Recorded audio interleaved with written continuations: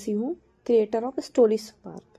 आप मेरी स्टोरीज़ को मेरे चैनल पर सुन रहे होंगे एंड आई होप आपको पसंद भी आ रही होंगी। गाइस, जो इस समय रनिंग स्टोरी चल रही है सबक ज़िंदगी का, वो एक सीरीज़ है।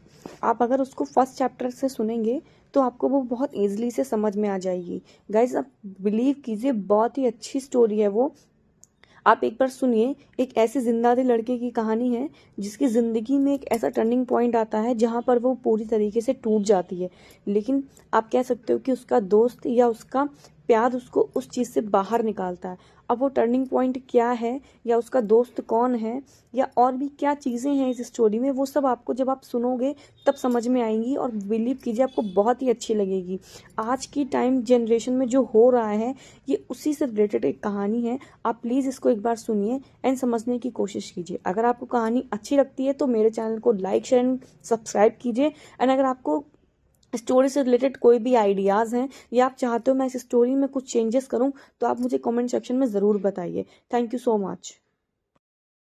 शिवांग आरवी को रूम में लाकर उसको नीचे उतार देता है, लेकिन गेट नहीं बंद करता। उसका रूम ऊपर के फ्लोर पर था, जिसके पास सिर्फ और सिर्फ राधिका का रूम था और कोई ऊपर आता नहीं था। और रही बात राधिका की, तो उसको पता था कि शिवांग और आरवी ऊपर है, तो वो ऊपर आने से रही, इसलिए उसने आरवी को कंफर्टेबल करने के लिए गेट खुला ही रहने दिया।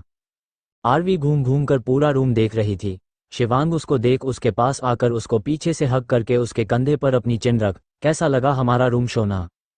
उसकी बात सुनकर आरवी अपनी गर्दन घुमा मुस्कुराते हुए, बहुत अच्छा शान, जैसा मुझे पसंद है बिल्कुल वैसा ही है।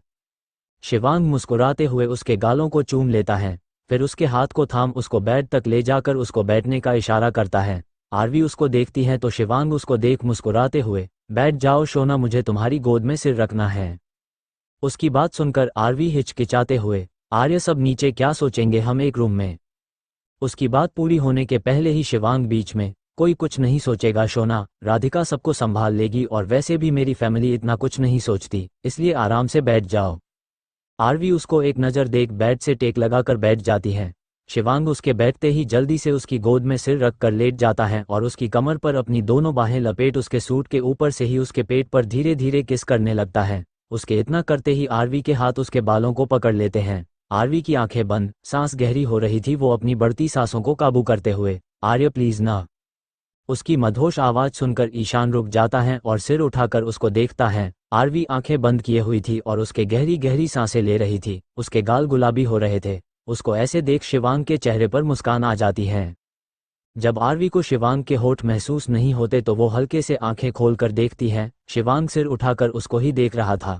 उसके ऐसे देखने पर आरवी शर्मा जाती है। शिवांग उसको ऐसे देख, रिलैक्स हो जाओ, कुछ नहीं कर रहा। उसकी बात पर आरवी पलकें उठाकर उसको देखती है तो शिवांग बिना कुछ कहे वापस से उसके पेट में अपना चेहरा छिपा लेता है। आरवी उसके बालों को सहलाने लगती है। शिवांग उसके पेट से अपना चेहरा लगाए हुए, शोना अगर कुछ चेंज करवाना है तो बता देना, जब तक हमारी शादी होगी तब तक रूम रेनोवेट हो जाएगा।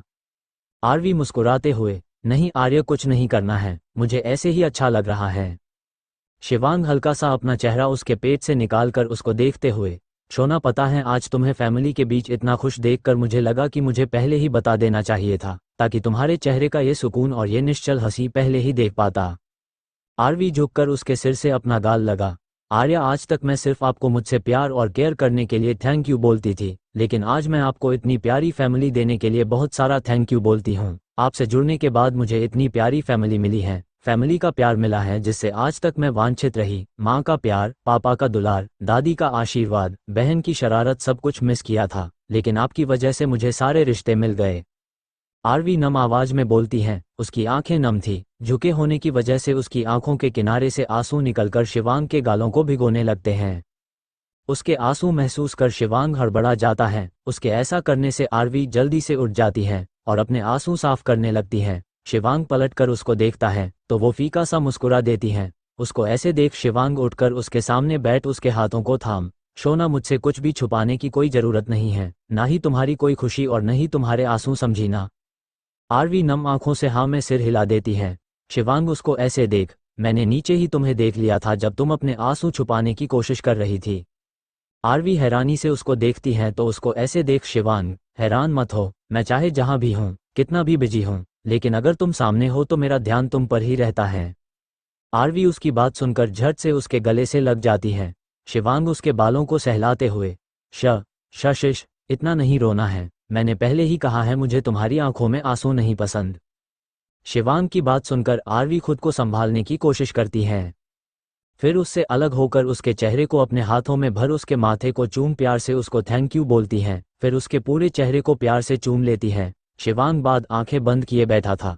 आरवी उसको खूब सारा प्यार करती है। फिर उसके होठों पर अपने होठ रख देती है। आरवी के होठ अपने होठों पर महसूस कर शिवांग हैरानी हो जाता है और वो अपने दोनों हाथ उसकी कमर में डाल उसको अपने और करीब कर लेता है और उसके होठों को प्यार से किस करने लगता है। थोड़ी देर दोनों एक दूसरे में खो जाते हैं। इधर राधिका अपने रूम में बैठी अपने दोस्तों से वीडियो कॉल पर बात कर रही थी। राधिका बहुत एक्साइटेड थी सबको बताने के लिए। सुनो यारो, भाई का रिश्ता पक्का हो गया, राधिका एक्साइटेड होकर बोलती हैं। उसकी बात सुनकर वो तीनों हैरान हो जाते हैं। श्रुति हैरानी से, इतनी जल्दी कैसे हो गया? जल्दी कैसे क्या होता है? राधिका अजीब सा मुंह बनाकर कहती हैं। अबे उसका मतलब है कि भाई का रिश्ता था ना कि दाल चावल जो इतनी जल्दी हो गया। अरमान राधिका का मुंह देखकर कहता है। ओए दाल चावल की औलाद, तुझे एग्जाम्पल भी खाने के ही मिलते हैं, कभी तो बेचारे खाने को छोड़ दे, राधिका उसको ताना देते हुए कहती हैं। उसकी बात सुनकर अनिरुद्ध जोर से हंसने लगता है। उसकी हंसी सुन अरमान उसको घूरते हुए, तू अपने दांत अंदर कर ले वरना टूट जाएंगे। अनिरुद्ध तुरंत अपने दांत अंदर कर लेता है। श्रुति दोनों को घूरते हुए, अबे कंजरो 2 मिनट चुप हो जाओ तो आगे का भी पूछ ले। उसकी बात सुनकर दोनों लड़के बुरा सा मुंह बनाते हैं, फिर शांत होकर बैठ जाते हैं। श्रुति उनको चुप देख राधिका से, राधु आगे बताना। राधिका हाँ में सिर हिलाते हुए, वो भाई ना भाभी से पहले से ही प्यार करते थे। उसका इतना कहना था कि अरमान और अनिरुद्ध दोनों को जोर से खांसी आती है और आंखें हैरानी से बड़ी हो जाती हैं। उनको ऐसे साथ में खांसता देख राधिका उनको देख, तुम दोनों को क्या हुआ, क्यों साथ में दौरे पड़ रहे? अनिरुद्ध खुद को संभाल, राधु तू कुछ गलत तो नहीं कह रही, तेरा भाई और प्यार। हाँ यार राधु, वो इतने गुस्से वाले, इतने खतरनाक, उनको प्यार कैसे हो गया? अरमान भी शौक होकर बोलता है।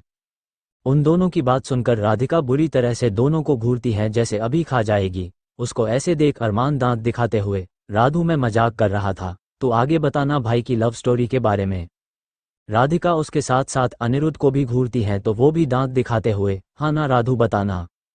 राधिका दोनों को घूरते हुए आगे, भाई भाभी से बहुत पहले से प्यार करते थे और उनके रिलेशन के बारे में सिर्फ मुझे ही पता था। भाई पहले कुछ करना चाहते थे, फिर घर पर बात करना चाहते थे, इसलिए उन्होंने पापा के साथ बिजनेस ज्वाइन किया और अपनी मेहनत से अपना नाम कमाया। और फिर कल उन्होंने पापा से बात की और पापा ने भी हाँ कर दी, कहकर सारी बात बता देती हैं। उसकी बात सुनकर अनिरुद्ध एक्साइटेड होकर, वाओ यार, भाई को देखकर लगता ही नहीं कि वो किसी से इतना प्यार भी कर सकते हैं। मी टू, अरमान और श्रुति भी बोलते हैं। राधिका तीनों को देख, मेरे भाई बहुत अच्छे हैं और मैं तो बहुत एक्साइटेड हूँ भाई की शादी के लिए। उसको इतना खुश देख सब मुस्कुरा देते हैं। राधिका थोड़ी देर उनसे बात करने के बाद बाहर आ जाती हैं। जारी हैं। फॉलो करें, शेयर करें और अपना प्यार और साथ बनाए रखें और हो सके तो सब्सक्राइब भी करें। नैन्सी गुप्ता, राधे राधे।